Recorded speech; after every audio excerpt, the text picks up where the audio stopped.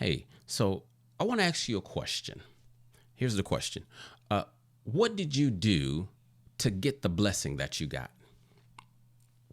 What kind of work did you put in order to be ready for the blessing of marriage?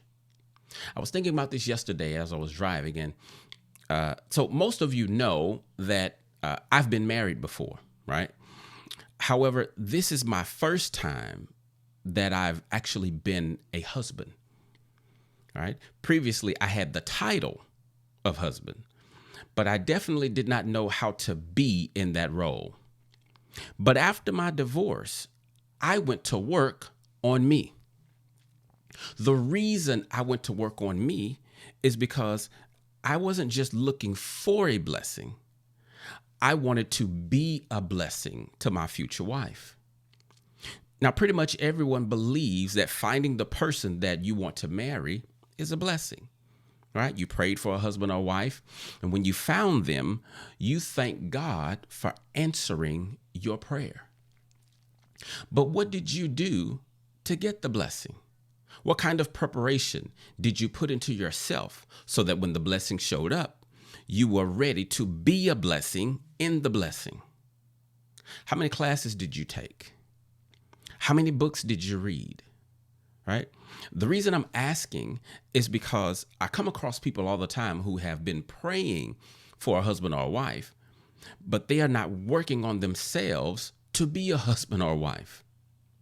And then I know some people who have actually got married and they didn't do much at all in the area of preparation before they got married.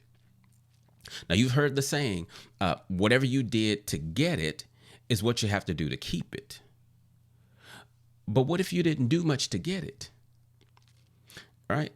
Imagine getting an opportunity that you did not earn or deserve. Right? Let's say you're an All-American basketball player, but the year that you were going to go into the draft, you get hurt. Okay, so instead of being a top 10 pick, you don't have a team at all, sitting at home.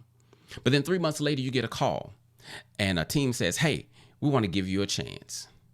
All right, we're going to put you on the team. We're going to pay you because we believe that you have great potential." Now, how many know it's dangerous to marry potential, right? That's dangerous. So you get on the team by way of favor. However, for you to stay on the team, it's going to be by work. The blessing was that they hired you based on potential. But to keep the blessing, you would have to become the player that they need. So in the same way, some people get the blessing of marriage, but they struggle to become a blessing to the marriage. If you get the blessing without fully being prepared for it, then you'd better get busy working on yourself so that you can keep what you believe God gave you. Jim Rohn said it this way. He said, if you win $1 million, you better become a millionaire quickly so that you can keep the money. Right? See, I believe there are two kinds of people. One person thinks they know how to be a husband or a wife, and then they find out they have a lot to learn. Right? That was me. I found that out. And then you have the other kind of person who they know they don't know how to be a husband or a wife, but they are married. And truthfully, I'll be honest with you, I don't have an issue with either one of those. The problem comes in when either of them decide not to become better for their partner. So on one hand, you have potential.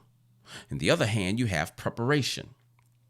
If you get the blessing based on potential, then you need to do the work so that you can keep it.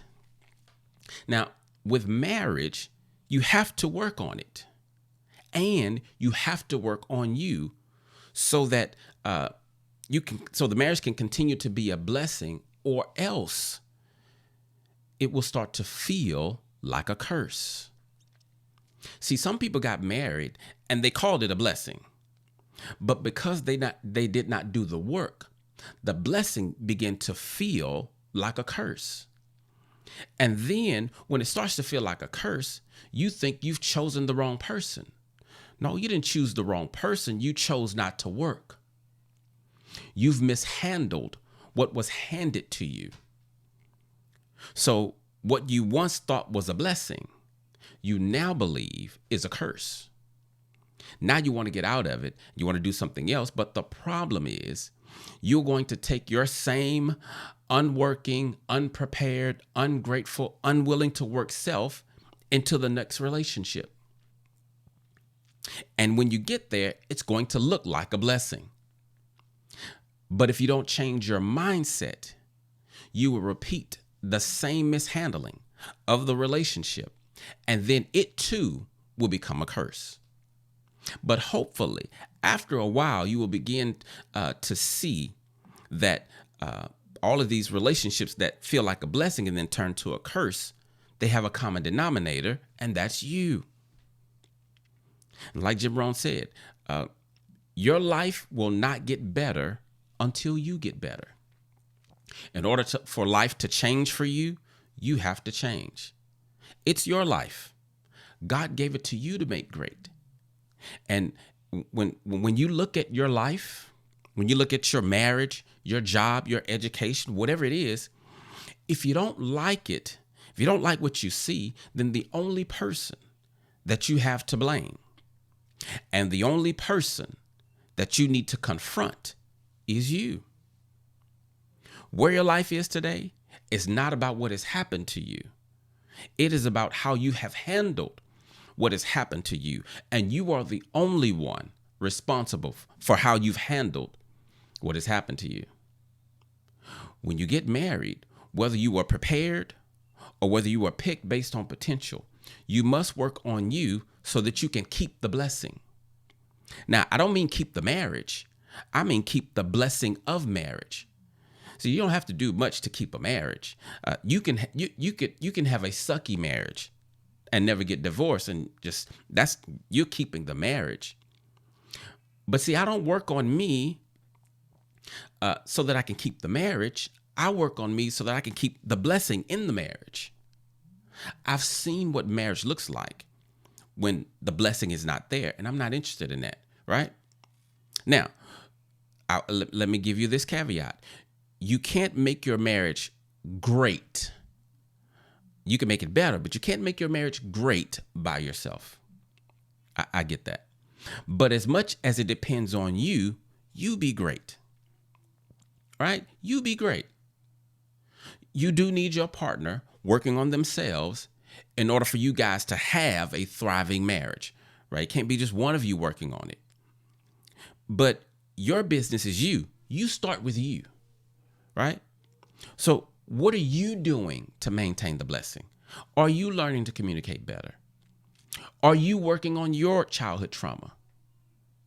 Are you trying to understand what it means to be vulnerable and what it means to how to resolve conflict? Like, are you working on those things? What does love mean? All right. I'm trying to help you keep what you say God gave you. And if you don't work at it, I promise you, the marriage will not maintain itself. Marriage and life are a lot alike. Life is not one of those things where you get to a point to where you've arrived. I got it. I understand now. No, it's a constant. So when I was 21, as crazy as that sound, I thought I knew it all. And then when I got to 35, I was like, wow, I didn't know anything. When I got to 40, I was like, holy smoke. But at 45, I remember being on my way to work. On my way to the office, I had an emotional breakdown. I had the ugly cry. Why? I was beating myself up. And that was right after my divorce. I was beating myself up because I hadn't figured out life yet. Now, the reason I was beating myself up, in hindsight, I realized because I had a belief that you'll get to a point to where you know. Not true. You will be learning until you leave. The same in your marriage. You will be working on it until you leave. Why? Because there are two humans in the marriage that never stay the same. We change with life. The wife or husband that you have day one is not the same wife you have in year 10 or even in year 5. It's not the same wife you have when she doesn't have children and then y'all have your first baby. That's not the same wife. You have to constantly evolve and grow. But if you want a great marriage, the first place to start is with you, because the way to have a great marriage is by becoming a great spouse, not wishing you had one. All right. Hope that was helpful for you. You be encouraged.